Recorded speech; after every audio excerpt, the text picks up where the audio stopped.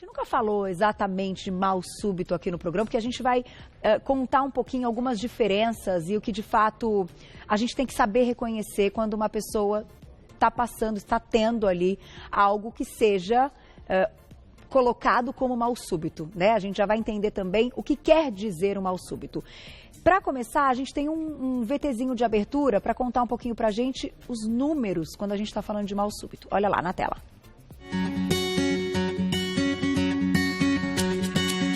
Os casos de mal súbito no esporte vêm deixando atletas e técnicos receosos e atentos à necessidade de uma avaliação médica completa e detalhada. De qualquer modo, não somente os esportistas, mas todas as pessoas estão sujeitas a esta perda súbita da consciência, que pode resultar em diversos tipos de acidentes e mortes. Recentemente, o produtor musical Carlos Eduardo Miranda pegou todos de surpresa. Ele estava com a família quando teve um mal súbito e faleceu. Maior causa de mortalidade no país, principalmente durante o inverno, o mal súbito mata por ano por volta de 300 mil pessoas. 90% dos casos acontecem a partir das arritmias cardíacas, quando o coração acaba tendo seus batimentos irregulares ou descompassados. Este é um problema imprevisível e, como o próprio nome já diz, é súbito e que pode levar a óbito. Segundo pesquisas, somente no estado de São Paulo, 20 mil pessoas morrem por ano. Um número alarmante. Todos podemos prevenir este mal com atitudes simples que podemos fazer todos os dias. Tenha uma vida saudável, pratique atividade física e faça exames cardíacos com frequência para deixar a saúde do seu coração em dia. Tá aí, para a gente falar a respeito sobre o assunto, a gente convidou o cardiologista, Dr. Guilherme Sangirardi. Bem-vindo, boa tarde. Boa tarde. Prazer tê-lo aqui. O assunto chama atenção e, claro, é muito mais para que a gente saiba reagir, preste atenção e previna do que qualquer outro objetivo, né? Às vezes a gente fala de alguns assuntos que as pessoas acabam, ficam pensando um pouco. Eu acho que a gente vive uma ansiedade na sociedade quando a gente pensa em alguns problemas que causam aí aquele espanto e ai, que medo, não desejo isso para mim, não desejo para ninguém da minha família, coisas do tipo. Então, até para que as pessoas entendam, vamos esclarecer. O que caracteriza um quadro, então, uma reação, enfim, algo que seja um mal súbito? É um prazer conversar com você, cara, com os telespectadores da TV Gazeta. O mal súbito é um termo genérico que a gente utiliza para se referir a pacientes e às pessoas que perdem o nível de consciência de maneira repentina. Certo. Tá?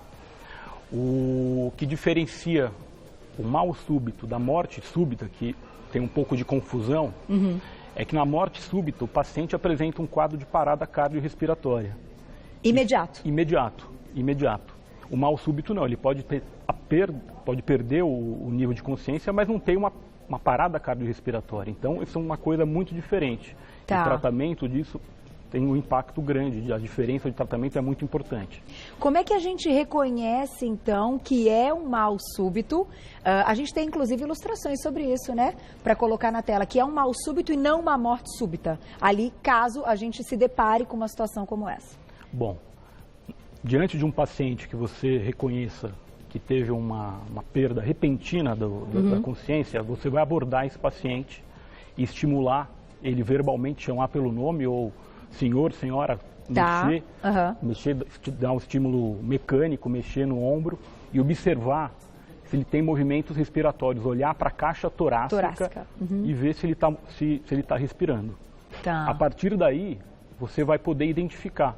Se o paciente não responde e não respira, você vai interpretar isso como uma parada cardiorrespiratória. Certo. Acionar a emergência, acionar o SAMU 192 e a partir daí iniciar medidas de reanimação. Se o paciente está desacordado, mas você vai lá, chama por ele, estimula e ele responde, ele não está em parada cardiorrespiratória. Certo. De qualquer maneira, você vai chamar a emergência, vai chamar o SAMU e vai aguardar. Não vai fazer nenhuma medida de reanimação, porque esse paciente não está em parada cardiorrespiratória. Mas ele está ali, vamos dizer assim, ele está fora do ar, ele está sem consciência Nenhuma. Sim. Agora, então, por exemplo, quando a gente se depara com um desmaio, né? Que a pessoa ali, enfim, por algum motivo, ou muitas vezes, sem motivo, a pessoa começa a ficar pálida e desmaia. Também é considerado um mal súbito? Sim. Ela perdeu a consciência repentinamente. Consciência. Então, a gente tem que pensar nisso também. Então, a gente pode interpretar como um mal súbito ou como um desmaio. Mal súbito é a perda repentina do nível de consciência. As causas são as mais variadas. Pode ser causas muito simples, como um episódio de hipoglicemia, uma desidratação, uma síncope. Então, são várias causas.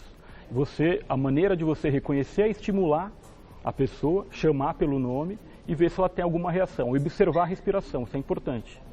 E tem acontecido muito, doutor, com jovens, porque a gente tem notado que tem acontecido tantas coisas assim que não se espera numa faixa etária e jovem, e quando as meninas vão ver números e tal, a gente sempre encontra aí algo que hoje está um pouco mais comum nesta fase da vida. Sim, isso sempre chama muita atenção da população quando ocorre com pacientes jovens, porque são pacientes supostamente saudáveis, né? Atletas que apresentam esse quadro, chama muita atenção da população. E isso ocorre, mas a causa, a etiologia disso é diferente. O que pode, então, ser um problema aí para os jovens, até para que todo mundo preste atenção? Eu acho que é ao longo da vida toda, mas o jovem tem aquela sensação que isso não vai acontecer exatamente porque ele é jovem. Sim, né? Com certeza. E o que pode estar relacionado, então, até com um aumento do número? A gente já falou aqui no programa algumas vezes do uso de anabolizantes, né? De algumas coisas que comprometem aí, e isso hoje tem se tornado comum, né? A principal causa de morte súbita no paciente jovem e nos atletas é uma doença de origem genética chamada miocardiopatia hipertrófica. É uma doença rara, com uma taxa, uma prevalência na população de 0,2%, mas é a principal causa de morte súbita no atleta. Puxa vida, então, que é o que a gente vê no campo de futebol, enfim, essa é a principal causa de mortalidade, de morte súbita no atleta. Na população geral, a principal causa de morte súbita é a doença coronária. É o infarto agudo do miocárdio seguido de uma parada cardiorrespiratória. Então é diferente a causa na população geral, nos pacientes com uma faixa etária menor e atletas. Tá aí. A gente vai colocar para o público, então, o que a gente deve fazer em algumas situações. É interessante colocar a situação até para você, eu vou dizer assim, não se enxergar ali na situação, mas estar preparado, né? Eu acho que a nossa função aqui é sempre aumentar a informação para, claro, você conseguir de uma forma muito mais sábia e muito melhor resolver as coisas. Então, aqui, eu vou ler daqui, ó. Então, se a vítima tiver consciente, aquilo que você falou, a gente vai chamar pelo nome, percebeu que está consciente, a gente tem que se manter calmo, tem que afastar todas as pessoas que possam estar ao redor. Se a vítima estiver acordada, tem que mantê-la acordada e consciente na medida do possível. O que a gente pode citar nesse momento? Coisas conhecidas da pessoa? Para manter ela alerta? Tentar manter uma conversa para manter ela com um nível de consciência tipo pergunta-resposta. Sim, Como é que é o teu nome, onde você mora, o que você está fazendo aqui? São coisas simples assim para manter ela alerta. Entendi. Tá? E até perguntar, você está prestando atenção, você está me ouvindo, você está se sentindo bem, coisas do tipo. Coisas simples. Ligue imediatamente para o serviço de emergência e espere. Também não vai largar, fazer sua parte e largar a pessoa ali. Não, espera, né? Para o SAMU 192. O número precisa ficar gravado 192. Na população 192, gente. 192. Depois grita na tela aí, bota aí. 192, 192. E o médico regulador que atende, ele vai te passar as orientações. O que você precisa fazer. Até que eles cheguem. Até que eles cheguem. Sim. Certo. E aí, não movimentar a vítima, não encostar, não tirá-la dali. Sim, não tente fazer nada. Se a vítima estiver consciente, você só fazer essa abordagem inicial e ligar para a emergência e aguardar eles chegarem. Você sabe que eu lembrei agora, minha diretora, eu vou te contar, a gente teve um episódio uma vez de uma convidada num dos programas da casa, que estava ao vivo, a convidada desmaiou. Sim. O programa estava ao vivo, vocês lembram disso? Não vou citar qual o programa, enfim, quando foi, que convidado, mas durante o programa ela teve, caiu mesmo, assim, do nada, assim, tô aqui falando com vocês, se tivesse alguém aqui, E claro que rapidamente aqui a gente tem, né, os meninos, bombeiros, tem uma equipe maravilhosa treinada, que cuida dessa parte. Então é importante também quando a gente está num ambiente, um ambiente seguro, quando a gente está falando do ambiente de trabalho, coisas do tipo, né? Sim, em ambientes que tem um alto fluxo de pessoas, é importante ter pessoas treinadas para atendimento de episódios súbitos. É importante, e isso tem uma legislação já, as pessoas têm um treinamento adequado. Ter um treinamento. Então isso, gente, procure na empresa, aqui tem e tal, coloque isso, porque isso é muito importante, porque salva a vida mesmo. No final, claro, deu tudo certo, mas aconteceu. E a população leiga tem uma grande importância, porque o leigo vai fazer o primeiro atendimento inicial, então eles têm uma participação importante na cadeia de atendimento. E até para que salve essa vida, sim, né? Para que de diferença. fato não ocorra aí um mal súbito seguido aí de morte. Vamos para o próximo, que é outra situação. Olha lá. Quando a gente tem, por exemplo, a vítima, quando ela não tiver consciente, mas ela respira, aquilo que você falou, a gente identificou a caixa torácica, então está respirando. Sim. Então verifique se ela está respirando, aproximando o nariz ou da boca. Se estiver respirando, você vai deitar do lado para evitar que você vai virar o rostinho para caso de vômito, sim, que vá para o pulmão, para não aspirar. Evita a broncoaspiração, que é esse líquido ir para o pulmão. Isso pode dificultar o sistema respiratório. Então, a primeira coisa, viu um desmaio, viu que está respirando, vira o rosto, caso tenha Se ela vômito. tiver com esse estímulo de vômito, você vira ela de lado para que isso não vá para o pulmão. Inclusive, gente, isso é seríssimo, inclusive com crianças. Hoje é uma das maiores causas de morte sim. infantil. Que tem que ensinar a criança o tempo todo, vira a cabeça. Não sei, eu sou mãe neurótica, sim. E aí a gente escuta as histórias e é verdade. Então a gente está falando aqui, claro, de outra coisa, mas eu como mãe, você como mãe aí, sempre lembre disso, ensinar a criança, porque vocês médicos dizem que nós temos algo que automaticamente nós vamos virar, um mecanismo. Sim. Só que nem sempre, Algumas vezes falha. Algumas vezes falha. E aí é na falha que você tem a aspiração e é fatal. Fatal. Não tem jeito, né? Quando então, essa primeira frase ali, você avaliar a respiração, você não precisa colocar o ouvido ou ficar perto é só olhar a caixa torácica e ver o movimento respiratório. Tá. É isso que é indicado para ver se o paciente está respirando ou não. Perfeito. E eu acho que a gente consegue com mais nitidez mesmo observar esse movimento. Né? Você está respirando pela caixa torácica, acho que é mais fácil. E aí a gente tem que esperar então o socorro chegar, vai ligar 192.